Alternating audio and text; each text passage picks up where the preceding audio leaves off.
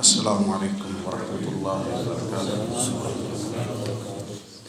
ان الحمد للہ نحمده ونستعینه ونستغفره ونعوذ باللہ من شرور انفسنا ومن سیئات اعمالنا، من يهده اللہ فلا مضل له ومن يضلله فلا هادی له۔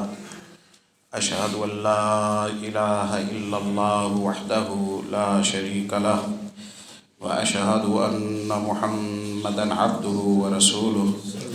أما بعد فإن خير الحديث كتاب الله، وخير الهدي هدي محمد صلى الله عليه وسلم، وشر الأمور محدثاتها، وكل محدثة بدعة، وكل بدعة ضلالة، وكل ضلالة في النار۔ یا ایہا الذین آمنوا اتقوا اللہ حق تقاتہ ولا تموتن الا وانتم مسلمون۔ یا ایہا الناس اتقوا ربکم الذی خلقکم من نفس واحدۃ وخلق منها زوجها وبث منہما رجالا کثیرا ونساء، واتقوا اللہ الذی تساءلون به والارحام، ان اللہ کان علیکم رقیبا۔ یا ایہا الذین آمنوا اتقوا اللہ وقولوا قولا سدیدا یصلح لکم اعمالکم ویغفر لکم ذنوبکم، ومن یطع اللہ ورسولہ فقد فاز فوزا عظیما۔ حمد و ثنا کے بعد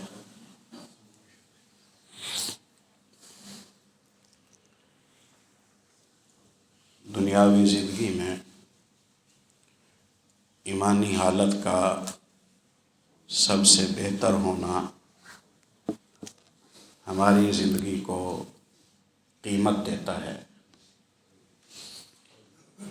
اور ایمانی حالت کا جس قدر کمزور ہونا ہماری زندگیوں میں آتا ہے، اتنی ہماری زندگی بے وقت ہو جاتی ہے۔ ہمیں اپنی زندگی میں اپنے ایمان کو سب سے بہتر رکھنے کی کوشش کرنی چاہیے۔ ایمان کی بہتری اللہ کی توفیق کے بغیر میسر نہیں ہے، اس لیے ہمیں اس کی فکر کرنی چاہیے، اس پر کڑی نظر رکھنی چاہیے، بہت سنجیدگی سے اپنے ایمان کے متعلق ہمیں اس کا پہرا دینا چاہیے۔ اللہ پاک سے درخواست کرنی چاہیے کہ اے اللہ ہمارے ایمان کو سلامت فرما۔ اس کے معاون ذرائع ہیں اللہ پاک کی مدد کی صورتوں میں ایک یہ ہے کہ جب اللہ آپ سے بھلائی کا ارادہ فرماتے ہیں تو اللہ تعالیٰ آپ کے رجحان کو ٹھیک فرما دیتے ہیں، آپ کو شوق لگ جاتا ہے، آپ کی رغبت بن جاتی ہے۔ ابن عباس رضی اللہ تعالیٰ عنہ کو نبی صلی اللہ علیہ وسلم نے دعا دی تو انہیں دینی علم سیکھنے کا شوق لگ گیا، وہ بڑے عالم بنے، ان کی زندگی قیمتی ہو گئی۔ اسی طرح ابن مسعود رضی اللہ تعالیٰ عنہ کو رسول اللہ صلی اللہ علیہ وسلم نے دعا دی تو انہیں دینی علم سیکھنے کا شوق پیدا ہو گیا، وہ بہت بڑے عالم اور بہت بڑے مجاہد بن گئے۔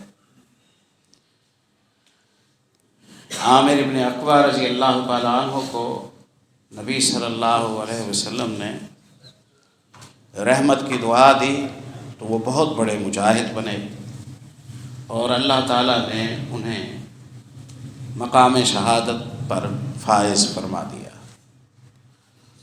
تو جس شخص سے اللہ بھلائی کا ارادہ کرتا ہے، اللہ پاک اسے دنیاوی زندگی میں ہدایت پر استعمال کرتا ہے۔ اگر میں ہدایت پر استعمال ہو رہا ہوں تو یہ اس بات کا واضح ثبوت ہے کہ اللہ مجھ سے کوئی کام لینا چاہتا ہے، اور اگر میں گمراہی کا چوکیدار بن گیا ہوں تو یہ اس بات کی علامت ہے کہ اللہ مجھے ناپسند کرتا ہے۔ تو بہت فکر کر کے اور بڑی سنجیدگی کے ساتھ ہمیں اس بات کو دیکھنا ہے۔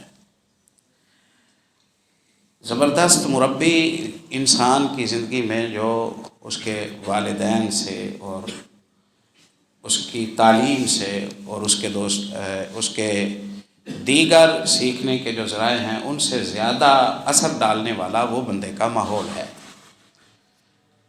اس لیے نبی صلی اللہ علیہ وسلم نے اہل اسلام کو غیر مسلم ممالک میں توطن سے منع کیا ہے، یعنی غیر مسلموں کے علاقوں کو اپنا وطن بنا لینا یہ ناجائز ہے، یہ جائز نہیں ہے۔ تعلیمی مقصد کے لیے جائیں، آپ کا وطن مسلمانوں میں ہے، چاہے آپ جھوپڑیوں میں رہتے ہوں،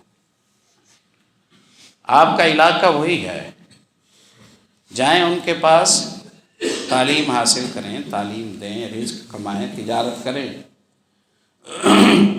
سفر کریں، ضرورت پوری کریں اور وہاں سے واپس آئیں۔ یہ کوئی چاہے کہ وہ وہاں جا کر رہے اور وہیں کا ہو جائے، وہیں اولادیں ہوں، وہیں وہ مر جائے، یہ تو حرام ہے، یہ خواہش ہی ناجائز ہے، یہ خواہش ہی گناہ ہے۔ ضرورت کے لیے جائیں اور ہو کے آ جائیں، یا آپ داعی ہیں تو اور بات ہے، آپ مبلغ اسلام ہیں تو اور بات ہے کہ آپ کا وہاں رہنا لوگوں کے لیے اسلام کے پھیلاؤ کا کوئی سبب ہو، تو محض اس لیے کہ وہاں موسم اچھا ہے، وہاں سڑکیں کھلی ہیں، وہاں زندگی آسان ہے، اس لیے جانا نہیں، یہ زندگی کو خطرے میں ڈالنا ہے۔ خیر یہ تو بات ضمناً آ گئی۔ پیارے نبی صلی اللہ علیہ وسلم فرماتے ہیں کہ المرء علی دین خلیلہ فلینظر احدکم من یخالل، بندہ دراصل اپنے دوستوں کے دین کو بھی مان لیتا ہے، اس لیے دیکھ بھال کے تعلقات بنایا کرو، دیکھ بھال کے تعلقات بنایا کرو، ورنہ آپ چاہیں یا آپ نہ چاہیں آپ کے حلقہ احباب کے اثرات آپ پر آتے ہیں۔ پیارے نبی صلی اللہ علیہ وسلم نے اس حوالے سے مثال دی نا، مثل الجلیس الصالح والجلیس السوء کحامل المسک ونافخ الکیر،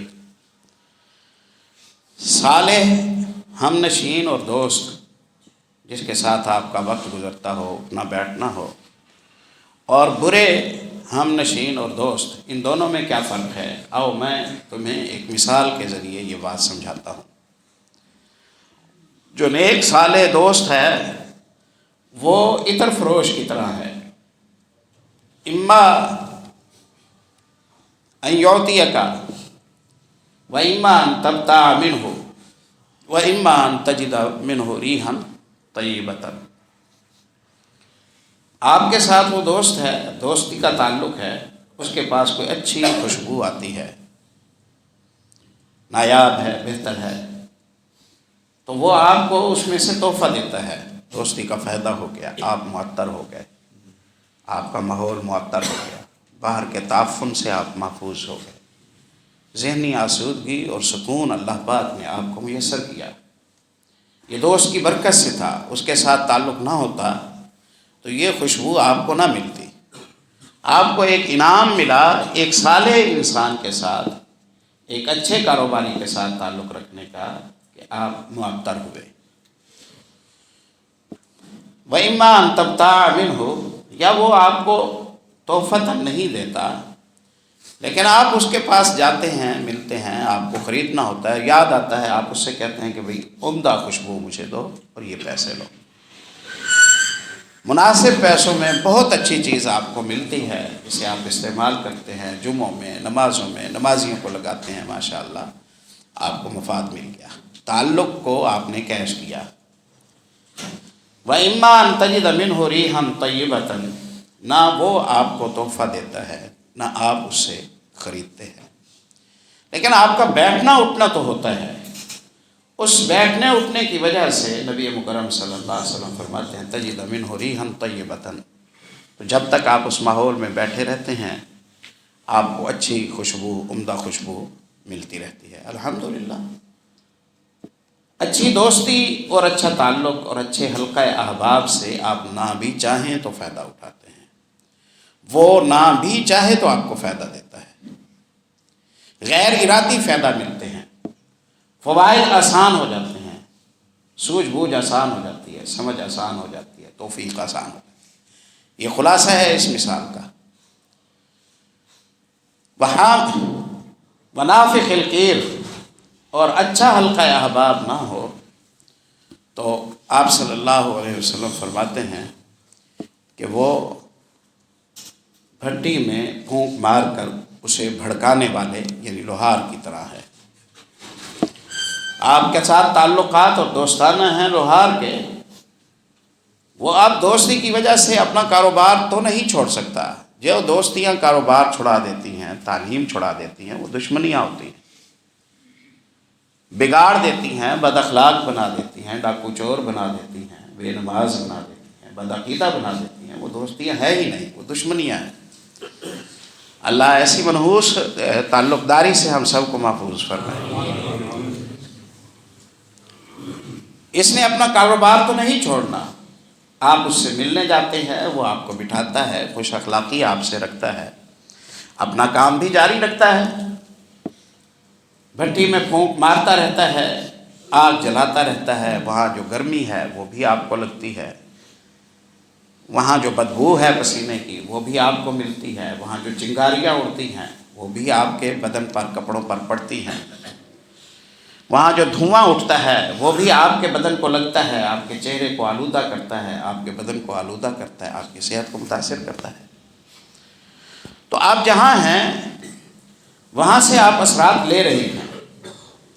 تو آپ اچھے ماحول میں ہوں گے تو آپ میں اچھائیاں آئیں گی چاہے آپ نہ چاہیں. آپ اچھے ماحول میں نہیں ہوں گے تو آپ میں اچھائیاں نہیں آئیں گی چاہے آپ چاہیں گے. آپ کے لیے مزاحمت ہو جائے گی، مشکل ہو جائے گی. اس حوالے سے میں نے آپ کے سامنے یہ بات رکھی تھی کہ صالحین کے ساتھ وابستگی رکھیں، نیک لوگوں کے ساتھ حلقہ احباب آپ کا ہو، اٹھنا بیٹھنا ہو. اور شاید اسی ضرورت کے پیش نظر اسلام ہمیں بہت دفعہ جمع کرتا ہے. یہ مسلم معاشرے کی شان ہے.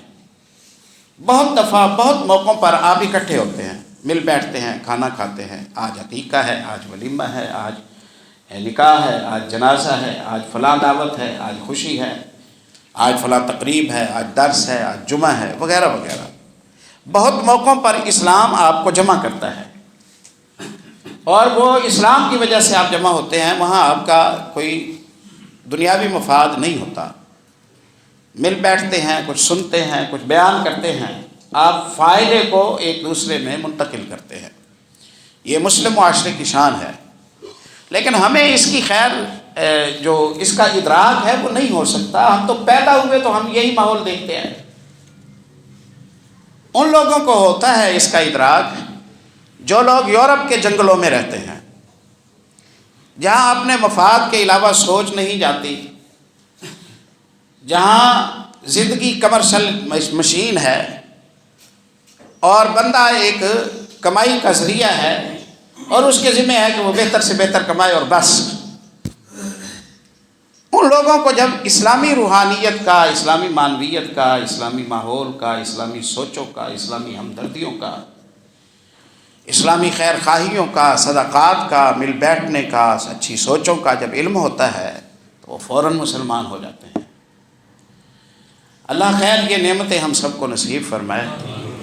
اس کے لیے ہمیں سلف صالحین کو پڑھنا ہوگا، ہمیں رسول اللہ صلی اللہ علیہ وسلم کی زندگی سے آگاہ ہونا ہوگا. اس ضمن میں ہم نے سیدنا عمر بن خطاب رضی اللہ تعالیٰ عنہ کی شہادت کا ایک واقعہ جو صحیح بخاری کتاب المناقب میں سیدنا عثمان بن عفان رضی اللہ تعالیٰ عنہ کی خلافت کے حوالے سے امام بخاری رحمۃ اللہ علیہ نے نقل کیا ہے. وجہ کیا بنی سیدنا عمر رضی اللہ تعالیٰ عنہ کی شہادت کی؟ پچھلے خطبہ جمعہ میں ہم اسے ذکر کر چکے ہیں. عمر ابن خطاب رضی اللہ تعالیٰ عنہ پر جب حملہ ہوا، لے گئے، علاج معالجے کی ابتدائی جب کاوشیں ہوئیں تو اندازہ لگ گیا کہ اب لگتا ہے کہ امیر المومنین عمر ابن خطاب رضی اللہ تعالیٰ عنہ کے پاس زیادہ ٹائم نہیں ہے۔ مہاجرین اولین کی ایک جماعت وہاں تیمارداری کے لیے آئی، ماحول میں بڑی افسردگی تھی۔ عبداللہ ابن عباس رضی اللہ عنہ کہتے ہیں اس دن مدینے کا حال یہ تھا کأنہم فقدوا اولادہم، یوں لگتا تھا کہ ہر گھر میں جوان میت پڑی ہوئی ہے، یوں لگتا تھا کہ ہر گھر میں جوان میت پڑی ہوئی ہے۔ یہ الفاظ ہیں عبداللہ ابن عباس رضی اللہ تعالیٰ عنہ۔ غم کی کیفیت ہے، لوگ بے قرار ہیں، بے چین ہیں۔ امیر المومنین عمر ابن خطاب رضی اللہ تعالیٰ عنہ کا کیا بنتا ہے؟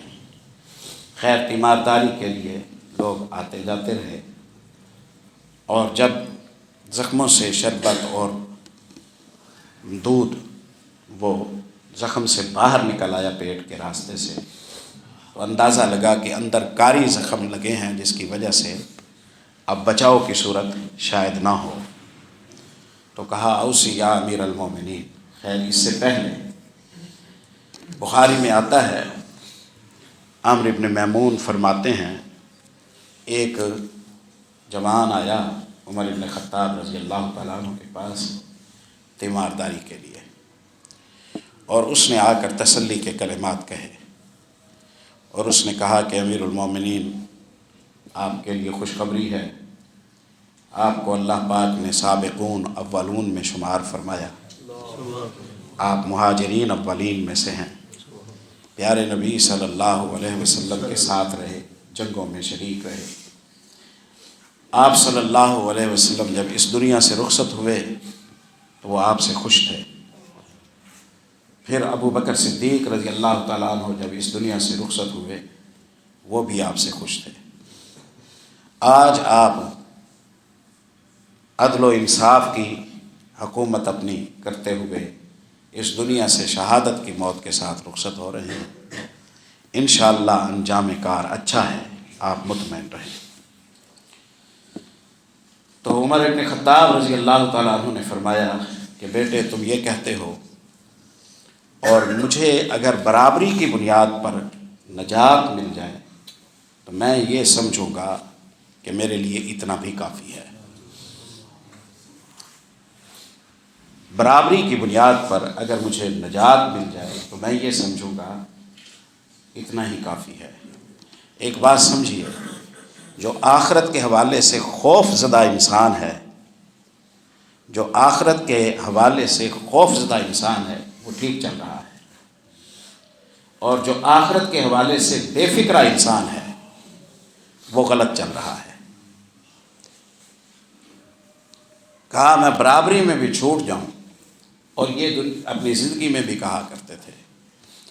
ابو بردہ کہتے ہیں مجھے میرے ابا جی ابو موسیٰ اشعری رضی اللہ تعالیٰ عنہ نے بتایا، ابو موسیٰ اشعری اور عمر ابن خطاب یہ آپس میں دوست تھے، ایک ساتھ بیٹھے ہوئے ہیں۔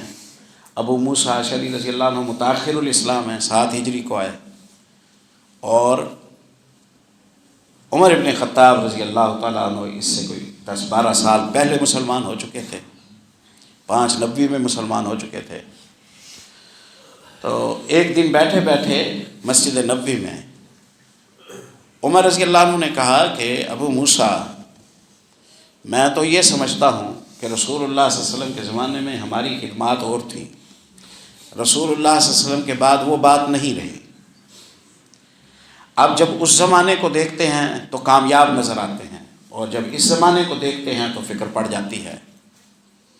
میں تو اللہ سے یہ خواہش کرتا ہوں کہ اللہ ان دنوں کی غلطیوں کو ان دنوں کی نیکیوں کے بدلے معاف کر دے، ان دنوں کی غلطیوں کو ان دنوں کی نیکیوں کے بدلے معاف کر دے، اور برابر برابر میں ہمیں چھوڑ دے، ہمارے لیے یہ کافی ہے۔ تم کیا کہتے ہو؟ ابو موسیٰ اشعری رضی اللہ تعالیٰ عنہ نے کہا کہ میں ایسا نہیں کہتا ہے امیر المومنین، میں ایسا نہیں سوچتا۔ کیا سوچتے ہو؟ کہا ہم نے رسول اللہ کے زمانے میں صلی اللہ علیہ وسلم اسلام قبول کیا، آپ کے ساتھ رہے، جنگوں میں شریک رہے، ہمارے ہاتھ پر لوگ مسلمان ہوئے، فتوحات میں ہم شریک رہے، پھر پیارے نبی صلی اللہ علیہ وسلم اس دنیا سے چلے گئے، ہماری ڈیوٹیاں لگائی گئی، ہماری ذمہ داریاں تھیں، ہم نے ان ذمہ داریوں کو نبھایا، ہم نے لوگوں کو قرآن پڑھایا، ہم نے لوگوں کے ساتھ دین اسلام کے معاملات اور خدمات انجام دی۔ نہ ہماری پہلی زندگی خیر سے خالی تھی، نہ اب ہماری زندگی خیر سے خالی ہے۔ جس اللہ سے ہم نے برابری مانگنی ہے، اس اللہ سے ہم یہ مانگتے ہیں کہ پہلے والے گناہ بھی اپنی طرف سے معاف کر اور پہلے والی نیکیوں کا ثواب دے، اور بعد والے گناہ بھی اپنی طرف سے معاف کر اور بعد والی نیکیوں کا ثواب دے۔ گویا انہیں یہ کھٹکا ابتدا سے ہی رہتا تھا سیدنا عمر بن خطاب رضی اللہ تعالیٰ عنہ کو، اور اس کے لیے وہ بہت سنجیدہ تھے۔ ذکر کیا ہے نا علامہ شبلی نعمانی نے، وہ کہتے ہیں کہ جب عبداللہ ابن عمر رضی اللہ عنہ فتوحات عراق سے واپس آئے تو انہیں اموال غنیمت میں جو حصہ ملا تھا، اس حصے کے ذریعے انہوں نے بکریاں خرید لی، عراق میں ہی خرید لی۔ پھر ان بکریوں کو ہانکتے ہانکتے وہ مہینے آ گئے۔ بکری مبارک جانور ہے، اس میں اللہ پاک بڑی برکت دیتا ہے، اور پھر منڈی کا بھی فرق ہوتا ہے، ایک چیز کی ویلیو ایک جگہ زیادہ ہوتی ہے، ایک جگہ کم ہوتی ہے۔ ہر سبھی سال 6 مہینے لگ گیا، بڑا سارا زیور اپنا بہت سارا ریبڑ لے کے آئے۔ عمر ابن خطاب رضی اللہ تعالیٰ عنہ نے پوچھا کہ یہ بیٹے یہ کہاں سے لائے ہو؟ جہاد کے لیے گئے تھے اور اتنا بڑا ریبڑ لے کے آئے ہو۔ کہا مال غنیمت کے حصہ ملا۔ کتنا حصہ ملا؟ کہا 80,000 درہم حصہ ملا تھا۔ جانور دیکھے، جانور تو زیادہ ہیں، جانور تو زیادہ قیمت کے ہیں، 80,000 حصہ ملا، اتنے کیسے؟ کہا میں نے وہاں سے خریدا تھا۔ تم نے خریدا تھا؟ 80,000 میں اتنا بڑا ریوڑ تو نہیں ملتا، یہ تو لاکھوں کا ہے۔ میرا نام استعمال کیا تھا، امیر المومنین کا بیٹا ہوں، حکومت کا بندہ ہوں، انتظامیہ سے تعلق رکھتا ہوں، یہی دوں گا اور بس یہ دو۔ ایسا تو نہیں کہ کہا نہیں کیا، اس کی خوشی سے، اس کی رضامندی سے میں نے ریوڑ خریدا۔ کہا بیٹے کانٹا چبھ رہا ہے۔ کہا ابا جی یہ کانٹا کیسے نکلے گا؟ کہا تمہارے بھائیوں کو جتنا پرافٹ ملا اتنا تم لے لو، باقی تم بیت المال میں جمع کرا دو۔ کہا ابا جی ایسے کر لیتے ہیں۔ کہا ابا جی ایسے کر لیتے ہیں۔ وہ بخاری میں آتا ہے نا کہ گھرانہ عمر ابن خطاب میں محمد الرسول اللہ کی یادیں تھی۔ ایک چیز ہے بول کر کہنا، اس طرح کرو، اس طرح کرو، اس طرح کرو، ایک ہے معاملے کو دکھانا اور دیکھنے سے یاد آ جائے، دیکھنے سے یاد آ جائے کہ اس کی چال تو فلاں والی چال ہے، اس کی چال تو فلاں والی چال ہے۔ ام المومنین عائشہ رضی اللہ عنہ فرماتی ہیں ہم عائشہ فاطمہ رضی اللہ عنہ کو چلتے ہوئے دیکھتے تو ہم سمجھ جاتے کہ ان کی چال ان کے ابا والی ہے، محمد رسول اللہ صلی اللہ علیہ وسلم۔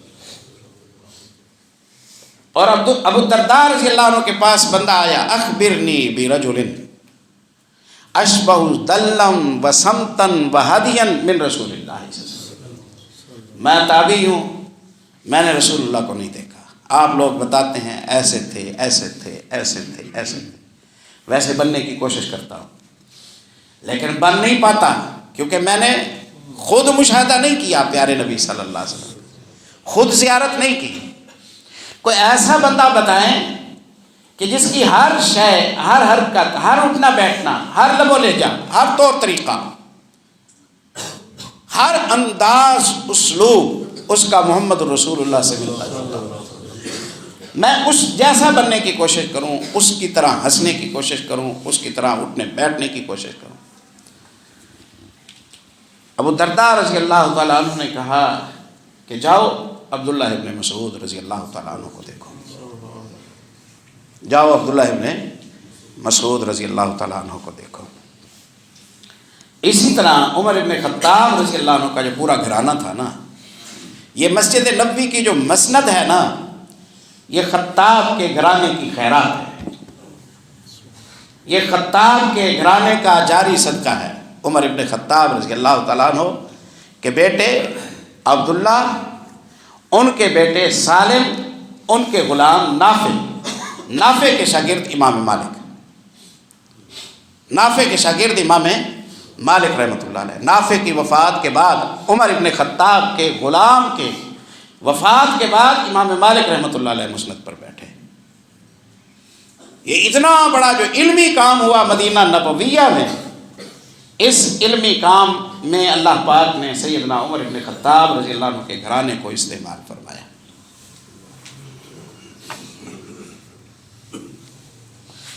تو پیارے نبی صلی اللہ علیہ وسلم کی کہ اوصاف کو اپناتے تھے اور کسی میں دیکھتے تو اسے بڑی شاباش دیتے تھے۔ ربیع ابن خثیم کو دیکھا حج کے موقع پر، ایک تابعی ہیں، نوجوان ہیں، انہیں دیکھا، ان کا چلنا پھرنا اٹھنا بیٹھنا، نفلیں، نماز، تلبیہ حج کے موقع پر غور سے دیکھتے رہے۔ ربیع اپنے خیمے میں نماز پڑھ رہے ہیں، عمر ابن خطاب رضی اللہ تعالیٰ عنہ نے دیکھا، انہوں نے کہا کہ اگر اس شخص کو رسول اللہ صلی اللہ علیہ وسلم دیکھتے تو بہت خوش ہوتے۔ اس بندے کی صفتیں محمد رسول اللہ صلی اللہ علیہ وسلم کی صفات سے ملتی جلتی۔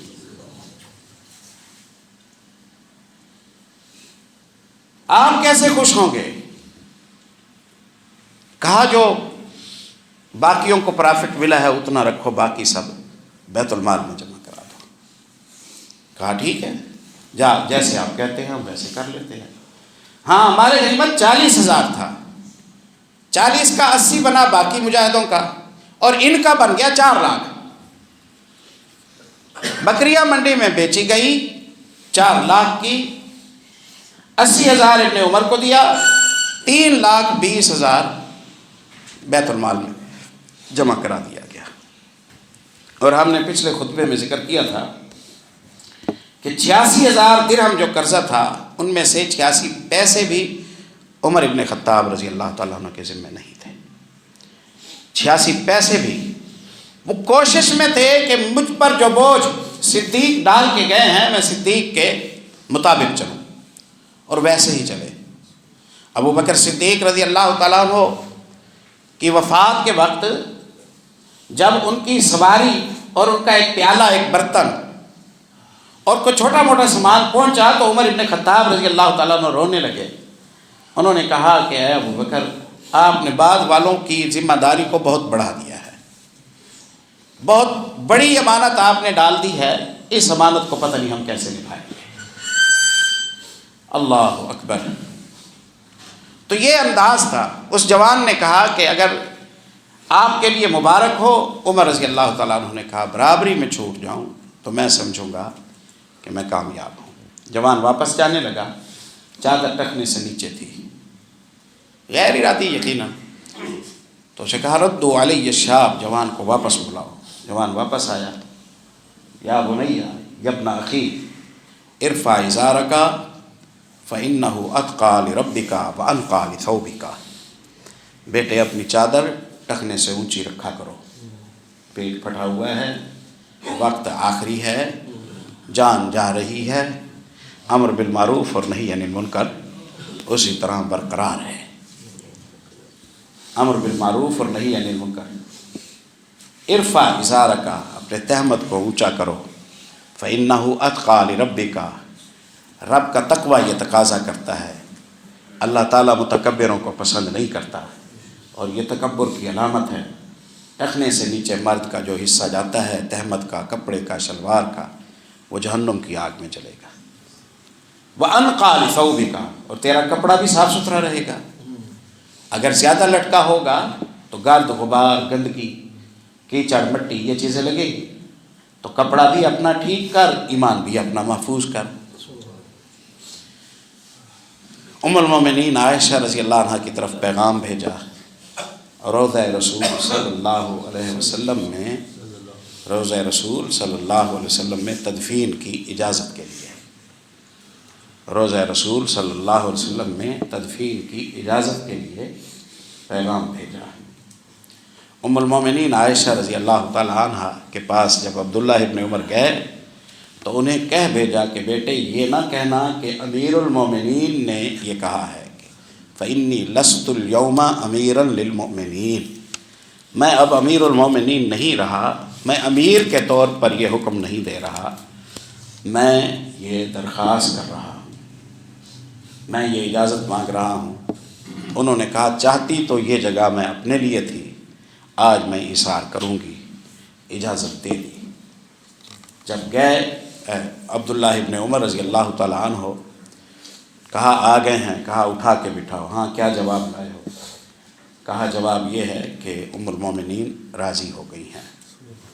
کہا الحمدللہ، میری یہ خواہشات میں سے خواہش تھی کہ اللہ پاک مجھے محمد الرسول اللہ اور ابو بکر کا ساتھی بنا دے، یہ میری خواہش تھی، یہ میری خواہش تھی۔ اور یہ بات جانی پہچانی تھی اصحاب محمد الرسول اللہ صلی اللہ علیہ وسلم میں، یہ بات جانی پہچانی تھی کہ یہ جو تین افراد ہیں پیارے نبی صلی اللہ علیہ وسلم، ابو بکر اور عمر، اللہ نے انہیں جدا نہیں کرنا، یہ بات جانی پہچانی تھی۔ انس ابن مالک رضی اللہ عنہ کہتے ہیں نا، پیارے نبی صلی اللہ علیہ وسلم گفتگو فرما رہے ہیں، اعرابی آیا، اس نے کہا متی الساعۃ یا رسول اللہ، قیامت کب آئے گی؟ آپ نے فرمایا کہ ما اعددت لها، آپ کی تیاری کیا ہے؟ کب آئے گی یہ تو آپ کا کام نہیں ہے، آپ کیسے نبھائیں گے اسے، یہ آپ کے سوچنے کی بات ہے۔ جو آپ کے سوچنے کی بات ہے وہ آپ پوچھ نہیں رہے، جو اللہ کے کرنے کا کام ہے اس کی فکر لگائی ہوئی ہے۔ بندے کے سوچنے کا کام یہ ہے کہ قبر کے عذاب سے کیسے بچوں، وہ یہ سوچتا ہے کہ ہوگا کیسے، یعنی یہ اس کام کی فکر لگاتا ہے جو کام اللہ نے اپنے ذمہ لیا، اور اس کام کی فکر نہیں لگاتا جو کام اسے کرنا ہے۔ ما عددت لها، اس نے کہا ما عددت لها کثیرا من صیام ولا صلاۃ ولا صدقۃ، میں جانتا ہوں کہ قیامت کے لیے، قیامت کے دن کی آسانی کے لیے مجھے بہت زیادہ نمازیں پڑھنی چاہیے، روزے رکھنے چاہیے، صدقہ کرنا چاہیے۔ میں جب اپنی تیاری دیکھتا ہوں تو میں کمزور دیکھتا ہوں اپنے آپ کو، مجھے لگتا ہے کہ میں ٹھیک تیاری نہیں کر رہا، زیادہ میری تیاری نہیں ہے۔ وَلَكِنِّي أُحِبُّ اللَّهَ وَرَسُولَهُ، اندر سے کھوٹا نہیں، یہ کلیئر ہے۔ اللہ اور اللہ کے رسول سے محبت سچی کرتا ہوں، جو کوئی کمی کوتاہی ہے وہ سستی کی وجہ سے ہے، بدنیتی کی وجہ سے نہیں ہے۔ اسلام سے محبت، اللہ سے محبت، رسول سے محبت وہ سچی ہے، پورا نہیں پڑھ سکتا، یہ اس کا احساس تھا، یہ اس کا احساس تھا، اور ایسے ہی سوچنا چاہیے ایک مومن کو، یہ اس کا احساس تھا۔ جسے یہ لگتا ہے کہ مجھ میں ابھی کمی ہے وہ مزید محنت کرتا ہے، اور جسے یہ لگتا ہے کہ میں لوگوں پر احسان کر رہا ہوں وہ سست ہو جاتا ہے، وہ سست ہو جاتا ہے۔ ما عددت لها كثيرا من صيام ولا صدقة ولا صيام صلاة، میری تیاری تو اچھی نہیں ہے۔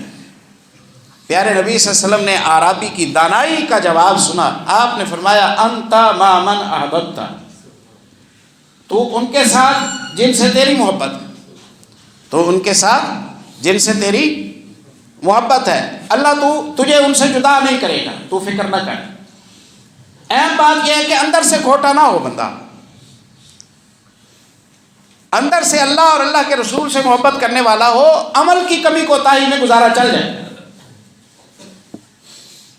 انس بن مالک رضی اللہ عنہ کہتے ہیں فما فرحنا بحدیث، ہم نے مسلمان ہونے کے بعد رسول اللہ صلی اللہ علیہ وسلم کی کوئی حدیث سن کر اتنی خوشی کا اظہار نہیں کیا جتنے خوش آج ہم ہوئے۔ ہم نے پوچھا الہو، کیا یہ پیکج اس کے لیے ہے یا ہم سب کے لیے ہے؟ آپ نے فرمایا سب کے لیے ہے۔ بخاری میں الفاظ آتے ہیں، انس بن مالک رضی اللہ عنہ نے وہیں کھڑے کھڑے کہا اللہ تو گواہ ہو جا، تیرے نبی کے بیان ابھی ہم سن رہے ہیں کہ جو جس سے محبت کرے گا اس کے ساتھ ہوگا۔ لیکن یاد رہے کہ وہ جو اللہ اور اللہ کے رسول کے ساتھ محبت کرنے والا تھا نا، اس نے کہا کہ میں زیادہ نفلیں، روزے اور صدقے نہیں کرتا، اور مجھے لگتا ہے مجھے زیادہ کرنا چاہیے۔ بے نماز محبت کرنے والا، صدقہ نہ کرنے والا محبت کرنے والا، زکوٰۃ نہ دینے والا محبت کرنے والا، وہ محبت کرتا ہی نہیں ہے، وہ محبت کرتا ہی نہیں ہے۔ اعرابی نے کہا کہ مجھے یہ کام کرنے چاہیے، میں کرتا بھی ہوں لیکن میں پورا نہیں پڑتا، کوشش میں لگا ہوا ہوں، کام کو کام سمجھتا ہوں، اپنی ڈیوٹی سمجھتا ہوں، محبت کرنا چاہتا ہوں لیکن کمی رہ جاتی ہے۔ آپ نے فرمایا تو ان کے ساتھ جن سے تو محبت کرتا ہے۔ اب بندہ نہ نماز کو چکتا ہے، نہ روزے کو چکتا ہے، نہ صدقے کو چکتا ہے، اور نری محبت کرتا ہے۔ یہ نری محبت، یہ محبت ہے ہی نہیں، یہ جال ہے بس، اس کے علاوہ اس کی کوئی حیثیت نہیں ہے۔ خیر، انس رضی اللہ عنہ کہتے ہیں اللہ تو گواہ ہو جا، یہ تیرے نبی کا وعدہ ہے کہ جو محبت کرے گا وہ اسی کے ساتھ ہوگا جس سے وہ محبت کرتا ہے۔ تو گواہ ہو جا، انی احب اللہ ورسولہ وابا بکر وعمر، میں اللہ تجھ سے محبت کرتا ہوں، تیرے رسول سے محبت کرتا ہوں، ابو بکر سے محبت کرتا ہوں، عمر سے محبت کرتا ہوں۔ وعدہ تیرے نبی نے کیا ہے، پورا تو کر دینا، مجھے روز قیامت ابو بکر و عمر کے ساتھ کر دینا۔ یہ ابو بکر و عمر کیا ہیں رضی اللہ عنہ، یہ کیا ہیں کہ انس بن مالک رضی اللہ تعالیٰ عنہ آنکھیں بند کر کے یہ خواہش کرتے ہیں اللہ مجھے ان کے ساتھ کر دینا۔ صحابہ کے علاوہ کسی کے لیے آپ یہ کہہ سکتے ہیں کہ اللہ میرا انجام اسی کے ساتھ کر دینا، کہہ سکتے ہیں؟ کسی کے لیے آپ یہ اگر کہتے ہیں جذباتی ہو کے تو غلط کرتے ہیں۔ آپ کا گمان اچھا ہو سکتا ہے، حقیقی نتیجہ اللہ جانتا ہے۔ آپ کی امید اچھی ہو سکتی ہے، حقیقی نتیجہ اللہ جانتا ہے۔ ہم سے اگر کوئی کہے، میں اپنا ہی نام لیتا ہوں، ہم سے کوئی کہے کہ تم اتنا امام بخاری کا تذکرہ کرتے ہو، امام مالک کا، امام احمد کا تذکرہ کرتے ہو، اللہ سے دعا کرو نا انہی کے ساتھ اللہ تمہیں کر دے۔ ہم کہتے ہیں ان کی اچھائیوں کے ساتھ اللہ ہمیں کر دے، ان کی اور ہماری سب کی کوتاہیوں کو اللہ معاف کر دے۔ یہ گارنٹی کارڈ ہے نا جو محمد رسول اللہ صلی اللہ علیہ وسلم نے صرف اصحاب رسول اللہ کے لیے جاری کیا۔ لیکن انس رضی اللہ عنہ کہتے ہیں اللہ میرا انجام ابو بکر و عمر کے ساتھ کر دے۔ اللہ اکبر، تیرے نبی نے دعویٰ کیا ہے میں ان سے محبت کرتا ہوں، اسی محبت کو میرے جنتی بننے کا سبب بنا دے۔ اللہ اکبر۔ اور یہ بات واضح تھی، سیدنا ابو موسیٰ اشعری رضی اللہ تعالیٰ عنہ سے بخاری میں کتاب الاعتصام میں دیگر مقامات پر آیا ہے۔ ابو موسیٰ اشعری رضی اللہ عنہ کہتے ہیں میں نے سوچا کہ آج میں رسول اللہ صلی اللہ علیہ وسلم کا پہرے دار بنوں گا سارا دن۔ لوگ اپنی جانوں سے زیادہ محمد رسول اللہ صلی اللہ علیہ وسلم کو عزیز رکھتے تھے۔ میں گھر سے نکلا، آپ کے گھر پہنچا، بتایا گیا کہ گھر سے باہر تشریف لے گئے، اس طرف گئے ہیں۔ میں بھی اس طرف چل پڑا، تلاش کرتے کرتے کرتے قباء پہنچا، بیر عریس ہے، باغ میں کنواں ہے، بیر عریس ہے، کنویں کی منڈیر پر محمد رسول اللہ صلی اللہ علیہ وسلم تشریف فرما ہے۔ میں وہاں پہنچا، میں نے سلام کیا، میں نے کہا میں اس ارادے سے آیا ہوں۔ آپ نے فرمایا ٹھیک ہے، گیٹ پر آپ پہنچے اور آنے جانے والوں کو اجازت کے ساتھ بھیجیں۔ میں نے دیکھا کہ پیارے نبی صلی اللہ علیہ وسلم کنویں کی منڈیر پر اندر کی طرف پاؤں لٹکا کر، پنڈلی سے چادر ہٹا کر ریلیکس بیٹھے ہوئے ہیں آپ صلی اللہ علیہ وسلم۔ تھوڑی دیر کے بعد ابو بکر صدیق رضی اللہ تعالیٰ عنہ آئے۔ گھر ابو بکر رضی اللہ عنہ کا مسجد نبوی کے ساتھ تھا اور بیر عریس قباء میں ہے۔ 6-7 کلومیٹر کا دوپہر کے وقت گرمیوں میں سفر کرتے ہیں پیارے نبی سے ملاقات کے لیے۔ اللہ اکبر۔ یہاں تشریف فرما ہے، ہاں آپ ٹھہریں، میں اجازت لے کے آتا ہوں۔ میں اجازت لینے گیا، آپ نے فرمایا کہ اذن لہ وبشرہ بالجنہ، انہیں اجازت بھی دے دیں اور جنت کی خوشخبری بھی دے دیں۔ میں نے اجازت دی، آئے، दाईं तरफ पाँव लटका कर पिंडली से चादर हटा कर बैठ गए। ना आपने कहा बैठो, ना आपने कहा कि पिंडली से चादर हटाओ, ना आपने कहा कि पाँव लटकाओ। कह कर काम कराया तो क्या कराया। थोड़ी देर बाद उमर इब्न खत्ताब रज़ी अल्लाह अन्हु है, आपने फरमाया कि एज़न लहू व बश्शिरहु बिल जन्ना, इजाज़त भी दो और जन्नत की खुशखबरी भी दो। वो आए, बाई तरफ बैठ गए, पाँव लटका के, चादर पिंडली से हटा कर। थोड़ी देर के बाद उस्मान इब्न अफ़्फ़ान रज़ी अल्लाह तआला अन्हु आए, आपने फरमाया कि एज़न लहू व बश्शिरहु बिल जन्ना मअल बलवा तुसीबहु, उन्हें आने की इजाज़त भी दे दो, जन्नत की खुशखबरी भी दे दो, लेकिन ये भी बता दो कि उन्हें जन्नत में जाने के लिए एक इम्तिहान से गुजरना पड़ेगा। मैंने बताया, उन्होंने कहा मैं अल्लाह से मदद मांगता हूँ, अल्लाह मुझे फितनों से महफूज फरमाए। तशरीफ़ लाए, दोनों साइडों पर ये साहिबैन बैठे हुए हैं, सामने उस्मान इब्न अफ़्फ़ान अलग बैठे हुए हैं, पाँव लटका के बैठ गए, चादर हटा दी। अबू मूसा अशअरी रज़ी अल्लाह अन्हु कहते हैं मैं ये मंजर देख रहा था, मैं उसी वक्त समझ गया था कि इन दोनों को अल्लाह ने मोहम्मद रसूलुल्लाह के साथ ही रखना है। मैं उसी वक्त समझ गया था कि इन दोनों को अल्लाह ने मोहम्मद सल्लल्लाहु अलैहि वसल्लम से जुदा नहीं करना है। मैं समझ गया था। और ये अली रज़ी अल्लाह अन्हु का भी नज़रिया था। बुखारी जनाइज़ में आता है, सैयदना अली इब्न अबी तालिब रज़ी अल्लाह ताला, बल्कि अब्दुल्लाह इब्न अब्बास रज़ी अल्लाह अन्हु, ये कमाल है ना मुहद्दिसीन का। मुहद्दिसीन जब फ़ज़ाइल साहिबैन पर हदीसें लाते हैं, अक्सर हदीसें इब्न अब्बास से लाते हैं, अब्बास से लाते हैं, मोहम्मद इब्न हनफिया से लाते हैं, अली इब्न अबी तालिब से लाते हैं रज़ी अल्लाह अन्हुम अजमईन।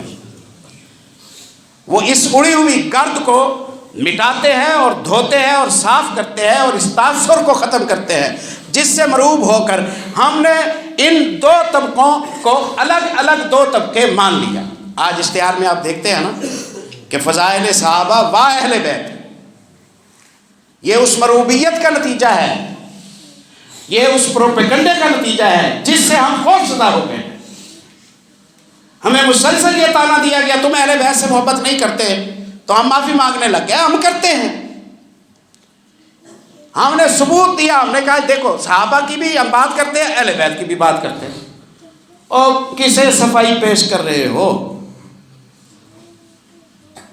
किसके जुर्म को मान लिया है, किसकी तसल्लियां कराते हो।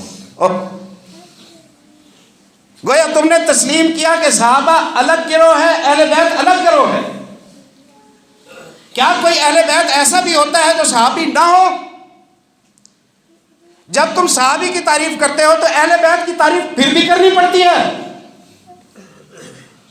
अगर सहाबी की तारीफ के साथ अहले बैत की तारीफ नहीं होती तो अहले बैत की अलग से कोई तारीफ दिखा ही नहीं सकता। सहाबा की तारीफ में कुरान की 1000 से ज्यादा आयतें हैं। अब अहले बैत को सहाबा से आप जुदा करेंगे तो ये सारी आयतें अहले बैत के लिए होंगी नहीं, शान तो कम हो गई। आप भला बताइए 2 आयतें तारीफ करें उससे शान बढ़ती है या 1000 आयतें तारीफ करें उससे शान बढ़ती है? 1000 आयतें तारीफ करें तो उससे शान बढ़ती है ना। जब अहले बैत को आप सहाबा से अलग कर देते हैं, जब अहले बैत को आप सहाबा से अलग कर देते हैं तो 1000 आयतों के मिस्दाक अहले बैत नहीं रहते। 2 आयतों के मिस्दाक अहले बैत रहते हैं। ये क्या मोहब्बत की आपने कि अहले बैत को असहाब से निकाल कर असहाब की फजीलत की सारी जो दलीलें थी उनसे आपने उन्हें महरूम कर दिया। अकेला असहाब रसूलुल्लाह लिखे उसी में अहले बैत शामिल हो जाएंगे, क्योंकि जिसकी रिश्तेदारी हो और वो सहाबी ना हो वो कोई फजीलत वाला नहीं होता। तब्बत यदा अबी लहब व तब। वजह फजीलत सहाबियत है, वजह फजीलत रिश्तेदारी नहीं है। वजह फजीलत रिश्तेदारी नहीं है। लेकिन खैर हम डर गए, हमने कहा हाँ वो नाम नहीं आए तो शायद हमने कोई कमी की थी, हमारे मौलवियों ने कोई ठगी हमसे की थी, वो तो अहले बैत के नाम नहीं लेते थे, चलो अब हम लेते हैं। इस तरह तसल्ली हो जाएगी, इस तरह तसल्ली हो जाएगी। फर्द जुम आयद किया गया, तुमने उसे मान लिया, उसका इकरार किया, अभी सफाइयाँ पेश करते हो, गवाहियाँ पेश करते हो। जब आयशा रजी अल्लाह अन्हा का तज़किरा होता है अहले बैत का नहीं है वो, جب رسول اللہ کے سسر عمر ابن خطاب کا تذکرہ ہوتا ہے، یہ اہل بیت کا تذکرہ نہیں ہے۔ جب علی رضی اللہ عنہ کے سسر عمر ابن خطاب کا تذکرہ ہوتا ہے، یہ اہل بیت کا تذکرہ نہیں ہے۔ جب امہات المومنین کا تذکرہ ہوتا ہے، یہ اہل بیت کا تذکرہ نہیں ہے۔ یہ اہل بیت کا تذکرہ ہوتا ہے، اور وہ آپ کرتے ہیں۔ آپ نے کوئی ایسا جرم نہیں کیا جسے آپ قبول کرنے جا رہے ہیں۔ اللہ اکبر۔ عبداللہ ابن عباس رضی اللہ عنہ بیان کرتے ہیں، عمر ابن خطاب رضی اللہ عنہ کی میت رکھی ہوئی ہے، غسل دے دیا گیا، کفنا دیا گیا، لوگ ارد گرد کھڑے ہیں، افسردہ ہیں، پریشان ہیں، اپنے اپنے الفاظ میں دعائیں کر رہے ہیں۔ میں بھی وہاں قریب کھڑا ہوا تھا، ایک بندے نے میرے کندھے پر ہاتھ رکھا پیچھے سے، اس نے ہاتھ رکھا اور اس نے عمر ابن خطاب سے بات کی۔ یہ بات ہمیشہ سنانے کے لیے نہیں ہوتی، یہ اظہار خیال ہوتا ہے، یہ اظہار خیال ہوتا ہے۔ میں جانتا ہوں تو پتھر ہے، نہ تو نفع دیتا ہے نہ نقصان دیتا ہے، رسول اللہ نے تجھے چوما، میں اس لیے چوم رہا ہوں۔ تو وہ پتھر کو سنانا مقصود تھا؟ نہیں، وہ لوگوں کو سنانا مقصود تھا۔ خیر، بندے نے میرے کندھے پر ہاتھ رکھا اور اس نے کہا، اے عمر ابن خطاب، اے عمر ابن خطاب، آپ زندہ تھے، مجھے پتا تھا کہ آپ نے دفن روضہ رسول میں ہونا ہے۔ آپ زندہ تھے، مجھے پتا تھا کہ آپ نے دفن روضہ رسول میں ہونا ہے، مجھے پتا تھا اس بات کا۔ کیوں؟ کہتا ہے مجھے اندازہ اس بات سے ہوا کہ میں کثیراً ما کنت اسمع رسول اللہ صلی اللہ علیہ وسلم، جب بھی رسول اللہ صلی اللہ علیہ وسلم اپنا کوئی قصہ سناتے تو قصہ شروع یوں کرتے، کنت انا و ابو بکر و عمر، ذهبت انا و ابو بکر و عمر، فعلت انا و ابو بکر و عمر۔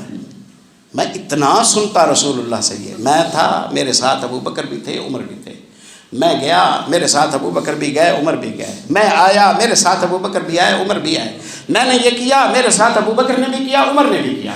علی المرتضیٰ رضی اللہ تعالیٰ عنہ کہتے ہیں، میں رسول اللہ سے ابو بکر و عمر کا اتنا تذکرہ سنتا تو میں کہتا، اللہ میاں مجھے لگتا ہے کہ تو نے ان دونوں کو رسول اللہ سے الگ نہیں کرنا۔ میں تو آپ کے جیتے ہی یہ بات سمجھتا تھا۔ یہ علی ابن ابی طالب رضی اللہ تعالیٰ عنہ کا بیان بخاری کتاب الجنائز میں آیا ہے۔ بس اکتفا کرتے ہیں، وقت کافی ہو گیا ہے۔